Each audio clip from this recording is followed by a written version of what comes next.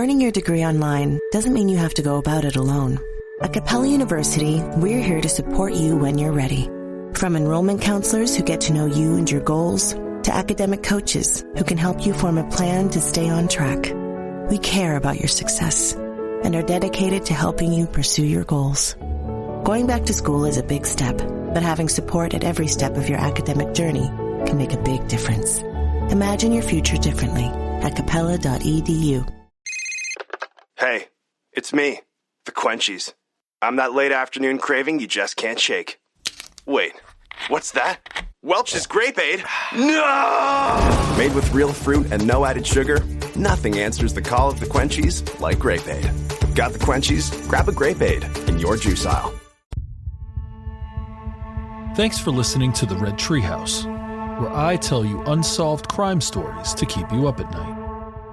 These episodes are exclusive to Patreon and cannot be found anywhere else. Your ongoing support makes the Red Treehouse possible. You can follow the Red Treehouse on social media, on TikTok, Instagram, YouTube, X, Threads, and Facebook at Red Treehouse Pod. If you have a scary story or topic you'd like me to feature on an upcoming episode, email redtreehousepod@gmail.com. Sources for this episode can be found in the show notes. The Red Treehouse is dedicated to my dad. I love you, Pop.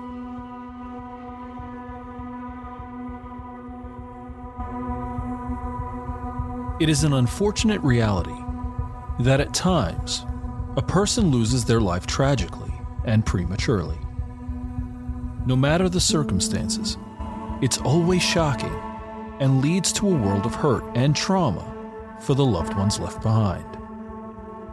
For me, there are a handful of cases that after learning of them, become deeply embedded in my mind. Sometimes it's the unique circumstances. Other times, it's an interesting detail. And still other times, it's the confusing and frustrating feeling I'm left with when the investigation is concluded. The case of Jessica Renee Johnson is one of those cases that checks all the boxes. It's a harrowing story, and one that leaves you with far more questions than answers. And I have little doubt that you'll be thinking about this case long after you're done listening. In this episode of The Red Treehouse, we're going to explore the tragic death of Jessica Renee Johnson. Were the unusual circumstances surrounding her death the result of suicide or homicide? I'll share the story. You decide for yourself. I'm your host, Will. Welcome to the Red Treehouse.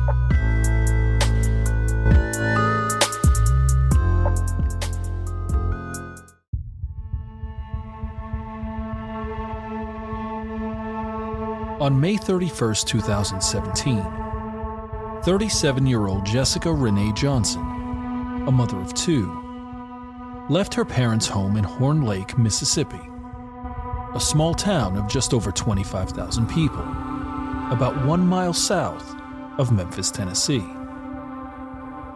Jessica and her children were living with her parents at the time, and she was going to spend a few days with her boyfriend, Garland Hart.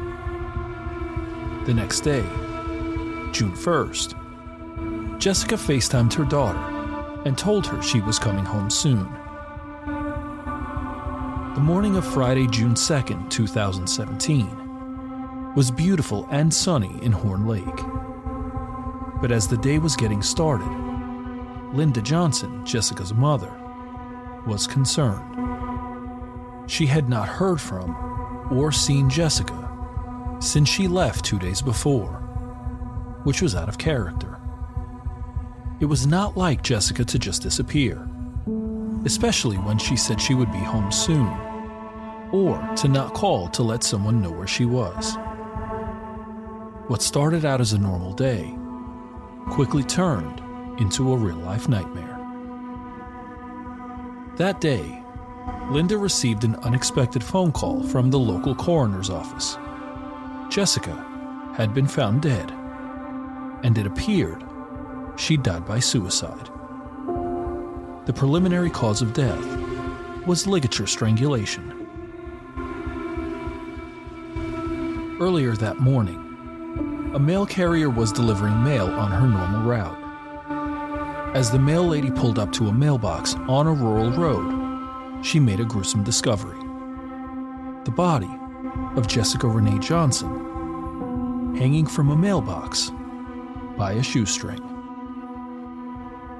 The mail carrier, startled by the discovery of Jessica's body, quickly called for help, and a colleague arrived within a few minutes. He took pictures of the graphic and gruesome scene, which depict Jessica as she was found. One article described the position of Jessica's body, stating, quote, "Jessica was not wearing any makeup, which the family said was highly unusual. She was on her knees, with her legs curled underneath her. Shoestrings were used as a noose around her neck. Even though the shoestrings were around her neck, one side was pressed against her cheekbone. Her purse was open on the ground placed between her legs. The mailbox was waist high, and the shoestrings were not very strong." End quote. As Linda Johnson processed what the coroner had told her, she became incredulous. One article stated, quote, "He told me that my daughter had committed suicide. And I'm like, no, that's not possible." End quote. Her friends and family agree with Linda that Jessica would not have committed suicide. She loved her children, was outgoing, had a flair for life, and had plans for her future. And as important, they do not believe Jessica hung herself from a mailbox. Something wasn't adding up. Before her death, Jessica was vibrant and energetic. A single mom of 2 kids, she worked hard to care for them through the highs and lows of life. Quote, "Anything that had to do with her kids, Jessica was always there for them." End quote. She was described as someone who, quote, "was just fun to be around. She loved everybody." End quote. Something that stood out to everyone that met Jessica was her penchant for getting glammed up. Quote, "She was always dressed up and really pretty, and she knew it. She's fancy, glammed up, diva." End quote.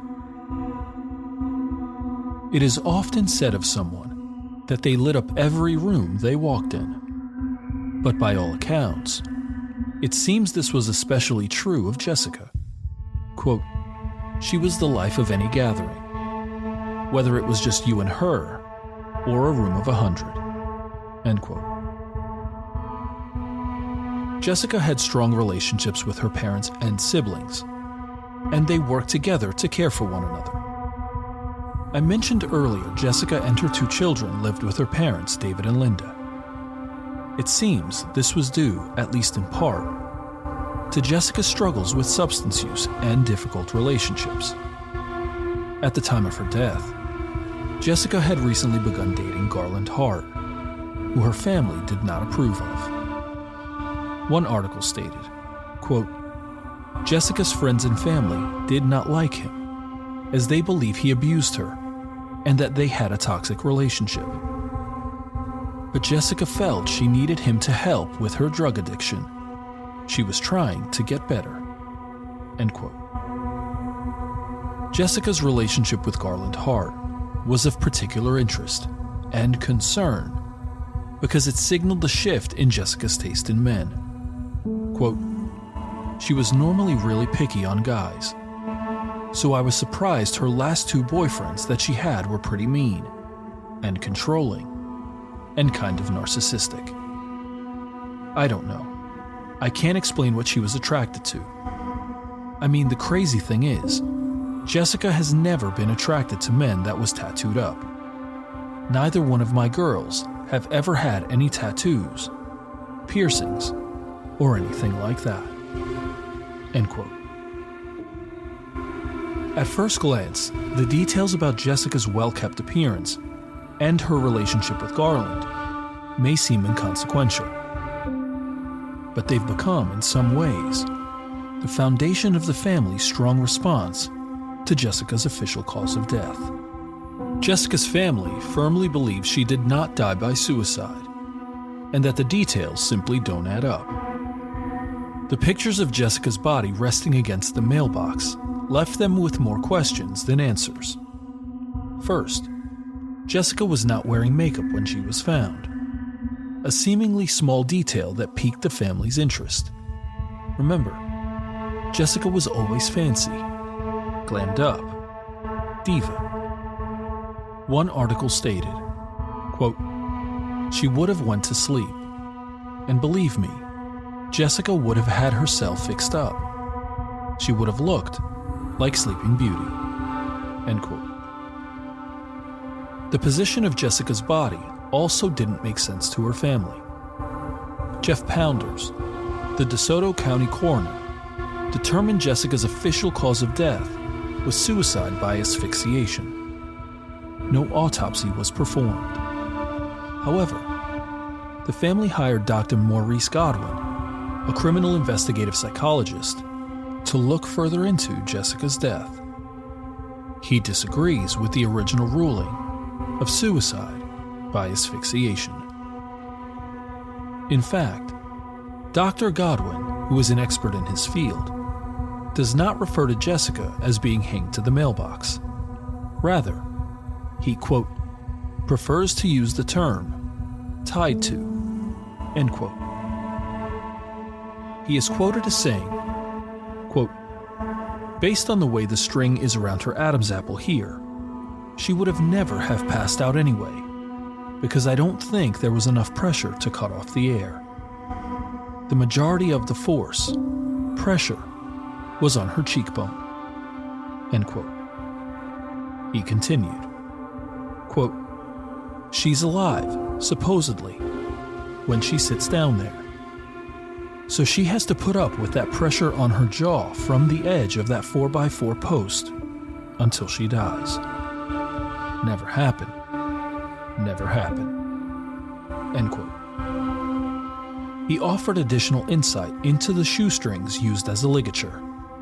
Quote, in my opinion, she didn't tie this. It is so precisely tied really close to the end. So to me, that would be difficult to tie without proper lighting, too. End quote. There were questions about whether the mailbox, at 38 inches tall, was strong enough to support the weight of an adult and force of a struggle.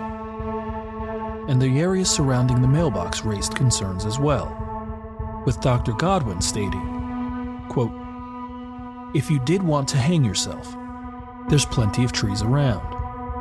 I've looked at them. There's some low-lying limbs. Why are you going to choose the U.S. Postal Service mailbox? End quote. All these details leave at least one major question. If Jessica didn't die by suicide, then how did she die? If she didn't hang herself at the mailbox, was she placed there after the fact? In other words, did someone kill Jessica Johnson and stage the scene to make it look like a suicide by hanging? That's closer to what Jessica's family, Dr. Godwin, and others believe. Linda Johnson explained her beliefs on the scene, stating, Quote, "This is a display. My daughter set up on display. And I know my daughter is too vain. She would never do something like that. I have to be honest with you. My daughter can barely tie her shoes. She always wore high heels. There's no way. And she would have never gone out that way." End quote. More than just a gut feeling, Dr. Godwin agrees with the family that the scene was staged, stating, quote, "The purse," end quote. If Jessica had hanged herself, Dr. Godwin says her hand would not have remained resting on top of her purse. And he questions her hair, which appears to be entangled in the shoelace. Quote, "She has to get adjusted, right? Would a female just flip it on top there? And what allows it to do is be closer to the skin." End quote. Another article stated, quote, "In this examiner's opinion, Jessica died at another location and was then positioned at the post with the string, and the scene was staged as a hanging." End quote. He said the position of her purse by her knees appears to have been staged, and he suspects the shoestring, quote, "was not tied before it was placed around the post and her neck." End quote. As important were concerning discoveries while preparing Jessica's body for the funeral services. It was determined Jessica had prescription pills in her system when she died, but not enough to overdose. It appears Jessica had, quote, "a footprint indented into her arm, and marks on her wrists and arms. It looks like she might have been bound, and possibly injected with something." End quote. There's something else. Jessica's body was found hanging from the mailbox of the home of Garland Hart's best friend. The home is less than 5 miles from Jessica's parents' home, and despite others having been with Jessica in the time leading up to her death, what exactly happened remains a mystery.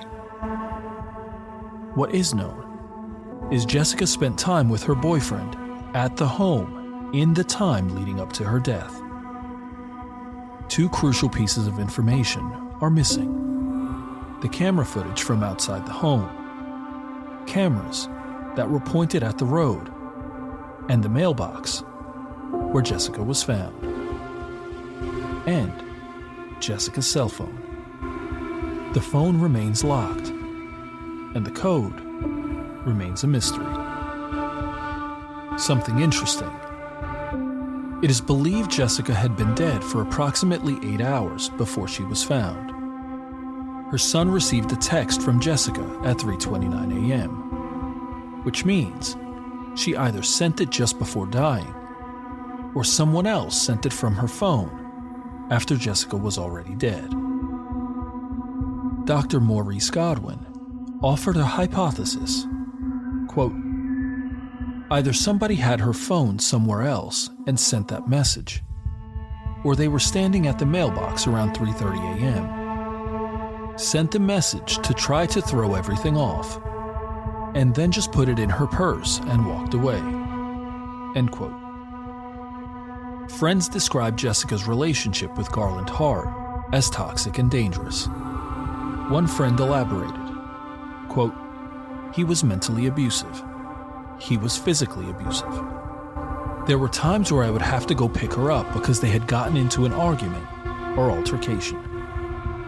She'd be so hysterical, and she would be like, 'This guy is going to kill me.'" End quote. Another friend stated, quote, "She said specifically she knew he was able to hurt her." End quote. I mentioned earlier that Jessica went out with Garland Hart on Wednesday, May 31st. The two spent the night, but at some point on Thursday, quote, "had gotten into a big fight." End quote. It was reported that Jessica reached out to a friend for help. Leanne Moreno, another of Jessica's friends, elaborated, quote, "She was locked in the bathroom with her cell phone, afraid of Garland. She wanted her girlfriend to come pick her up and get her out of there. When she got there, she was stopped by Garland, who said Jessica was the one that was irrational and causing all the problems. He told her that he couldn't handle her anymore. Maybe she should get her out of there." End quote. After some time, Jessica's friend left, but Jessica stayed at home with Garland.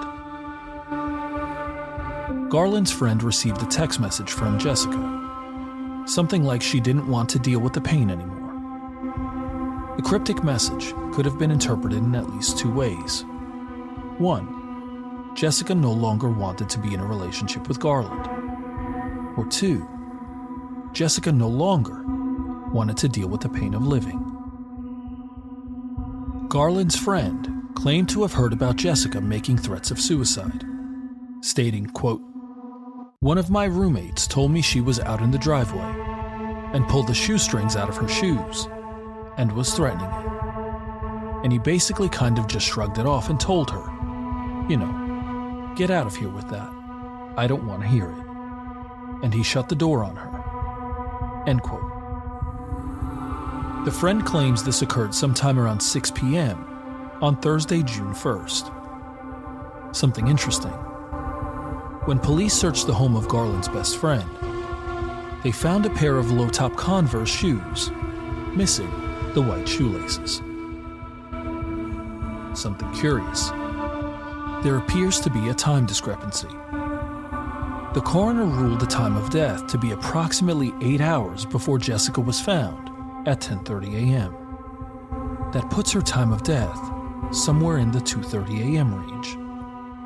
Garland's friend claims Jessica threatened suicide and was outside pulling the shoestrings out of her shoes at approximately 6 p.m. If Jessica hung herself shortly after 6 p.m., how did no one find her until nearly 16 hours later? It's just one of the many discrepancies and questions in the timeline leading up to and in the investigation of Jessica's death. For many, the answers to those questions lie with one man, Garland Hart. For his part, he claims to have had no part in her death. Quote, "I love Jessica. Anybody that knows me know I could never do that to her." End quote. Despite the police investigation, he has never been named a suspect in Jessica's death. In fact, no one has.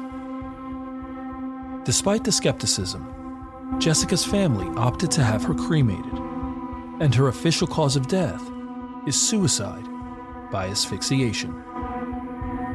Unless an eyewitness comes forward, it is unlikely any new evidence or information will come to light. The case into the death of Jessica Renee Johnson remains open to this day.